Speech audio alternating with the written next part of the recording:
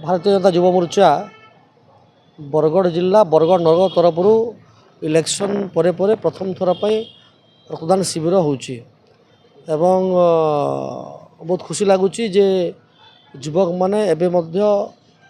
जो भली भाव में समाज प्रति तांकर काम करिया कथा काम कर तत्पर होकर ये कामटा करुँच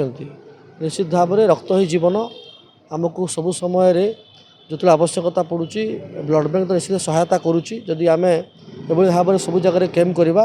ताले आगामी दिन में बरगढ़ जिले में रक्तर अभाव रही एवं बहुत बहुत धन्यवाद देवाक चाहिए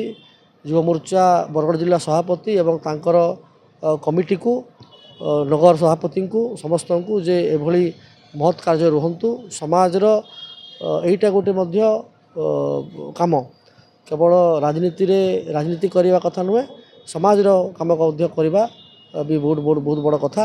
तो बहुत बहुत आउ थे समस्त को युवा मोर्चा को धन्यवाद एवं आज पर्यंत 35 यूनिट ब्लड मु देखला संग्रहित हो सारी एवं बहुत पिला ब्लड देवाक अच्छा एभली युवा मोर्चा सबू जगार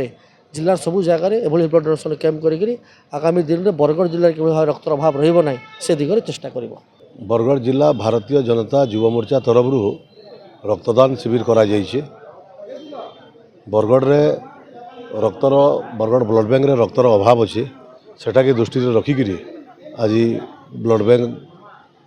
के कथबार्ता होकर आज रक्तदान शिविर आयोजन कराई आमर समस्त चेष्टा रहबार कथा जे रक्तर अभाव जनता कहारी मृत्यु नहीं हो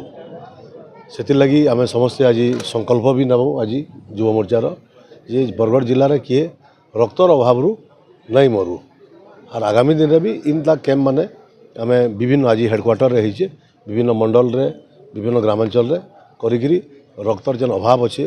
बरगढ़ ब्लड बैंक रे ताके दूर करबू। सर्वप्रथम समस्त को नमस्कार। आज बरगढ़ युवा मोर्चा नगर तरफ आज ब्लड डोनेशन कैम्प रखाई श्रीयुक्त माननीय विधायक अश्विनी षडंगी निर्देश रे आज Yuva Morcha blood donation camp रखाई बरगढ़ ब्लड बैंक रे ब्लड अभाव हेतु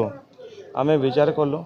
कि आम युवा मोर्चा तरफ आज गोटे ब्लड डोनेशन कैम्प करब आम माननीय विधायक भी निर्देश देले युवा मोर्चा तरफ गोटे ब्लड डोनेशन कैम्प रखाइब बोली आम 100 ऊर्ध भाई मैंने सब आसीजन सब ब्लड देवार लगी आज ब्लड डोनेशन कैम्प रखाई बोली।